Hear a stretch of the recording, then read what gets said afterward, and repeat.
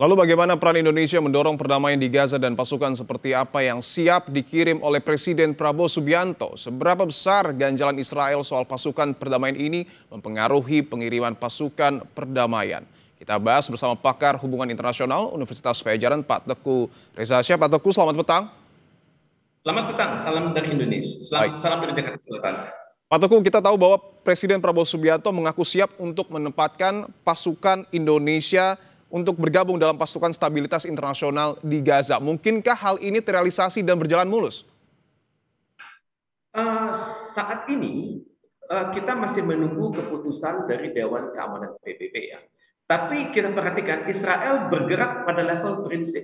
Di mana pada prinsipnya peacekeeping operation itu harus memenuhi standar. Pertama, persetujuan dari pihak-pihak yang bertikai. Kemudian jaminan tidak akan berpihak. Kemudian ketiga adalah tidak akan menggunakan kekuatan bersenjata. Ini Israel akan ngotot di sana tampaknya. Tapi kita bergerak pada level manajerial. Kita masih mengharapkan mandat dari PBB. Jadi dalam hal ini kita mengharapkan kejelasan dari PBB dan dalam hal ini Dewan Keamanan PBB untuk menugaskan negara-negara tertentu. Misalnya untuk mencegah konflik, kemudian menciptakan stabilitas, kemudian membantu perdamaian. Cuman ini kita belum tahu persis mandatnya seperti apa. Terus kemudian ada masalah dengan deployment. Kemudian deployment ini juga harus ditentukan oleh masyarakat internasional. Apakah yang deploy itu adalah kalangan militer saja, atau kalangan kesehatan saja, atau kalangan yang berada pada level infrastruktur seperti pasukan-pasukan ZENI. Kemudian juga ada pertanyaan nanti pada level personel. Pertama masalah mandat, kedua deployment, ketiga personel. Siapa saja personel nanti akan bertugas di lokasi? Apakah kalangan militer saja, ataukah beserta kalangan kepolisian, ataukah beserta kalangan sipil? Pokoknya berasal dari negara anggota PBB. Kemudian juga ada masalah pada level multidimensional approach. Nanti mereka itu tugasnya apa? Apakah menyelesaikan masalah politik? Apakah mengupayakan urusan-urusan HAM? Ataukah melakukan aturan-aturan hukum? Kemudian ataukah mencegah terjadinya praktek pelanggaran HAM? Ataukah memberdayakan kalangan wanita dan anak-anak? Yang kita miliki saat ini adalah keyakinan bahwa pasukan yang akan Indonesia tugaskan itu, Pak Presiden menggunakan kata kunci anak-anak Indonesia, pria dan wanita. Pasukan Indonesia itu sudah siap sebenarnya. Kita sudah memahami environment yang sangat kompleks. Kita memahami mandat itu akan lama, tapi juga mandat itu akan dapat pertentangan dari banyak pihak. Dan kemudian kita juga sudah terbiasa untuk beradaptasi karena pasukan PKO atau Peacekeeping Operation Indonesia itu sudah teruji dari tahun 50-an, dari zaman-zaman konflik di Kongo dulu. Dan pasukan kita itu memang ditunggu-tunggu oleh kalangan-kalangan yang bertikai. Dan untuk itu memang kita harus menunggu bagaimana Dewan Keamanan PBB ini menangani kritik dari Israel yang mengedepankan prinsip consent of the parties, impartiality, dan juga the non-use of force.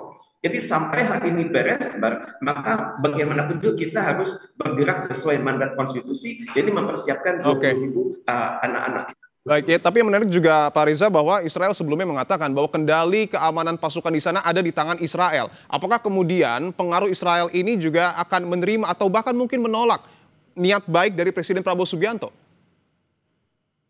Kalau kita melihat statement dari Perdana Menteri Israel dan juga petinggi-petinggi Israel, tampaknya mereka akan menolak. Tapi bagaimanapun juga hendaknya tidak menyurutkan semangat kita untuk terlibat dalam peacekeeping operation. Kita jangan terpengaruh oleh statement dari Israel. Kita tetap melakukan pelatihan yang sudah kita lakukan dengan sangat baik di Sentul tersebut, melibatkan ahli-ahli kesehatan, ahli-ahli kebahasaan, dan juga kita sudah siap dengan berbagai problema di lapangan. Cuman kita hendaknya menekan Israel lewat Dewan Keamanan PBB itu sendiri agar dia tidak ngotot dengan ide-ide consent of the parties, tidak ngotot dengan impartiality, dan tidak ngotot dengan non-use of force. Karena bagaimanapun juga yang terlibat nanti pasukan perdamaian itu akan terdiri dari mereka yang bersenjata. Mungkin Israel itu takut begitu karena mereka sudah sering mendengar bagaimana kualitas peacekeeping operation dari Indonesia yang bergerak dengan idealisme dan bergerak dengan prinsip-prinsip profesionalisme, dan kita taat dengan aturan-aturan hukum internasional. Mungkin mereka agak ngeri kalau melihat ada pasukan kita nanti di kawasan Gaza tersebut. Oke, bahwa ada kemungkinan Israel menolak tawaran dari kita karena sebelumnya juga Turki ditolak. Tapi apakah selain melakukan pendekatan kepada mungkin PBB, apakah Indonesia perlu juga membangun hubungan diplomasi yang lebih kuat kepada Amerika Serikat? Dengan Amerika Serikat harus ya, bahwa kita hendaknya mengatakan pada Amerika Serikat, jangan sampai ide-ide Anda yang luar biasa di Mesir kemarin itu gagal total karena ketidakmampuan Anda menekan Israel. Dan untuk itu kita harus melakukan lobby-lobby dengan kalangan Amerika Serikat. Pertama, presiden kita memiliki hubungan yang sangat baik dengan Presiden Donald Trump. Itu dialog di level top leader jalan terus, dialog di level kementerian teknis juga jalan terus. Jadi intinya adalah pasukan Indonesia itu mampu bergerak secara profesional seperti yang diharapkan oleh Israel, tapi kita tidak akan terlibat dalam konflik bersenjata dengan mereka. Jadi untuk itu kita bisa mengatakan akan ada deal-deal khusus dengan Amerika Serikat karena Amerika Serikat adalah pengendali di lapangan nantinya, dan cuman bagaimana nantinya teknis pelaksanaan kita harus berbagi peran.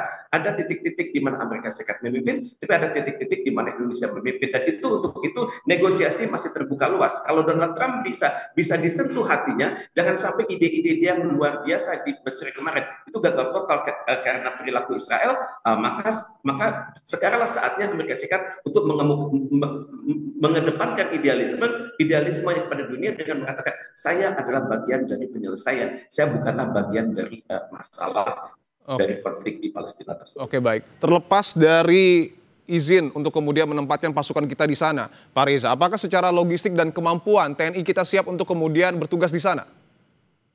Daerah konflik, kita harus cek ya bagaimana kesiapan organisasi kita yang ada di Sentul. Dan sepanjang pengamatan saya itu koordinasi antara TNI dengan lembaga-lembaga yang vertikal dan horizontal di Indonesia sudah berjalan dengan sangat baik. Dan saya belum melihat ya bagaimana teknis saat ini ya. Tapi dari literatur yang saya pelajari, maka sistem pelatihan dan sistem pendidikan, sistem pelatihan itu sudah berjalan dengan sangat baik. Jadi intinya Indonesia sudah siap untuk menerjunkan pasukan ke sana sepanjang merupakan mandat dari Perserikatan Bangsa-Bangsa. Oke, jika Indonesia nanti mengirimkan pasukan kemudian diterima dan dapat bertugas di Gaza, apakah ini bisa memperkuat posisi Indonesia di mata dunia? Oh, sudah jelas, posisi kita sudah tinggi karena tidak banyak negara yang bisa mengajukan ide-ide segar. Belum ada negara yang datang dengan ide peacekeeping operation, dan presiden kita sudah mengatakan ide itu ada, bahkan sudah siap dengan jumlah.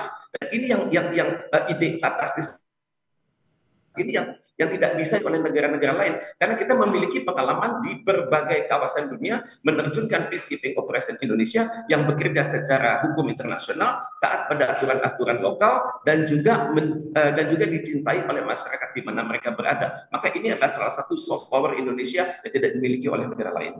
Baik, Pak Teguh Reza Shah, pakar hubungan internasional Universitas Padjadjaran, terima kasih telah bergabung di Kompas Petang.